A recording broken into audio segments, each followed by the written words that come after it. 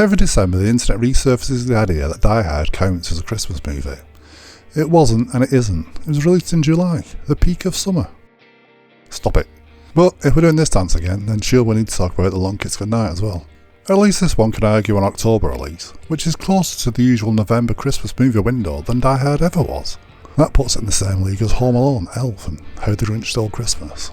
Sort of, if you squint, maybe a few glugs of eggnog. This is the one where Geena Davis spends the Christmas holidays rediscovering she used to be a top government assassin with Samuel L. Jackson along for the ride. This should have been an automatic hit. It wasn't. So let's take a look and see what makes The Long Kiss Goodnight cult, actually. The setup is as simple as it gets. Samantha Cain is a small town teacher. She's got amnesia, no recollection at all about how she ended up there. The kind folk of the town took her in, looked after her, and she ended up marrying one of them, settling down, having a kid, all that good stuff. She's built up a new life on top of a blank slate. But she gets into a car accident and hits her head, and well, it slowly starts to stir things in her. She starts randomly doing new things. She's cooking one evening and all of a sudden she becomes a knife ninja, and she gets a tad moodier with a kid than she's been before. Nothing major, but enough to keep her wondering about her own life. Life is pain. Get used to it. Around the same time, Mitch, a private investigator she hired to help find out who she was, has also managed to catch himself a lead on the mystery woman. Samantha and Mitch pull a few threads and, well, it's like an avalanche of information, conspiracies, shootouts, and all amidst a very personal identity crisis. Turns out she's been recovering memories of a far different life, one of Charlie Baltimore, actually a top government assassin who's mysteriously vanished on her last mission before she could complete it. And that's it, that's the film. And bonus points for not once mentioning the Bourne Identity, right? Actually, yeah, while we're here, I'll point out, The Long Kiss Goodnight came out before the Bourne Identity film, but not the book, that was done before. Make of that what you will. But moving on, this film, pure Shane Black at the time. I swear, if you look close enough, you can sometimes see him in the background of scenes. Like later on in the movie when Samantha is transforming himself back into Charlie, he's just there. Christmas, gunfights, cynical jokes, broken families, and characters who tell like they paid per one-liner in a movie they are completely aware they're taking part in. Take a deep breath. We're gonna do the torture thing.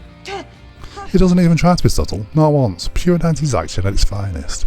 No chance to get the green light in today's day and age. That was Shane Black at the height of his powers. His most expensive script to date. It broke the record at $4 million. So far so good, right? Well, no. The main star, Geena Davis, was in a bit of a weird and somewhat unique position when she made the film. She'd had huge hits with Thelma and Louise, A League of Their Own, and a good track record with her earlier work. Geena and her husband at the time, Rennie Harlin, had just made another film called Cutthroat Island, which, well, put it this way, it's commonly referred to as one of the biggest failures in cinema history, and it takes the credit for being the final name in Carol Cole's coffin. And Rennie Harlin had already signed on to produce this film before any of that happened, and so he was locked in. It's not as though Rennie Harlin was incompetent. He'd made Cliffhanger a few years before and a few other things to his name. But the stinger in Cutthroat Island, the husband and wife team directly involved with working together on The Long Kiss Goodnight, let's just say eyebrows were raised. Let's be fair here, it should have all worked. It's a strange cocktail, what's it got an X? Well, no. It had more problems. Number one, nobody knew how to sell the film. They couldn't define it. Violent spy thriller, comedy, Christmas romp, all of the above. The folks making the trailers were totally baffled. 2. Audiences, they weren't in the mood for all this, at all. Totally weird, fun but harsh, sentimental but violent. The folks watching the trailers were totally baffled. And number 3, the baggage. Production company collapsing around them, terrified studios. All kinds of films getting dumped after executives lost faith in them. The box office was grim, and for a while it looked like a bad punchline. But then, just like a Christmas miracle, people began to find it. Geena Davis, genuinely fantastic in it. Not ironically, not just good for the genre, but properly strong. She sells the whole thing, 2 hours with the character, the teacher, the assassin. Geena Davis didn't just sell the whole thing, she weaponised it. The studio basically said to her, we need you to be a dramatic action lead, but funny, and she said, okay. Chefs do that. The real genius here is the balancing act she manages to pull off with a dual role. Samantha Cain is a perfect 1990s suburban ideal. She's soft, caring, and built on community and amnesia. Charlie Baltimore is the perfect 1990s action hero. She's ruthless, cynical, and built on high-level government conspiracy. When Samantha is baking cookies, her dialogue is simple. When Charlie takes over, her dialogue is cynical one-liners. If he wants to erase me, he'll send someone to kidnap and torture you for my whereabouts. In which case, hey, I don't trust him.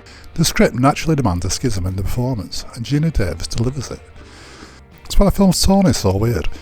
because the entire script is actively fighting itself between suburban warmth and espionage bleakness. I don't think anyone would argue against the idea that Hollywood gave up on her as an action star far too quickly. And if anyone else thinks otherwise, then he'd sit down in front of Long Kiss Goodnight, have a good long hard think on that, and then come back to you on it. Samuel L. Jackson basically stole most of the scenes he was in, made out like a bandit and never broke a sweat. This was before he'd become his own franchise. He was loose, funny, cynical, and looked like he was having the time of his damn life. The tonal chaos? Well, that might have hurt in the 90s, but audiences these days were more used to it. The action still lands. Yeah, we'll take some of that. Positively refreshing compared to the nonsense we get fed these days. That's probably why it works better now than it ever did back then. I mean, come on, this is a film where Gina Davis is being drowned on a water wheel while men with guns argue about whose turn it is to shoot her. And that's not even the weird part. If this dropped on Netflix tomorrow, people would call it bold and weird and fun, which is exactly what it always was. And you know what it is? It's messy. It's messy, unhinged, but alive. People always come back to films like these for texture. 90s films are a lot like a comfort film for a lot of us. And The Long Kiss Goodnight is about as 90s texture as you're going to get. Christmas setting, bleak humour, snowy carnage, conspiracies, practical stonework. Where else are you going to get all that? Okay, fair enough, don't poke anything with a stick, but the film does balance itself beautifully. It's a diamond in the rough that some of us were here for right after the start, and we've kept the seat warm for you. So you know what to do. When someone comes at you with the die-hard Christmas movie thing, look them dead in the eyes and ask them about The Long Kiss Goodnight. Anyways, I've been Paul, and The Long Kiss Goodnight was cult, actually. If you like this video, drop me a like and let me know. Subscribe as well if you want while you're there. Oh no, I'm not going anywhere. Thanks for watching.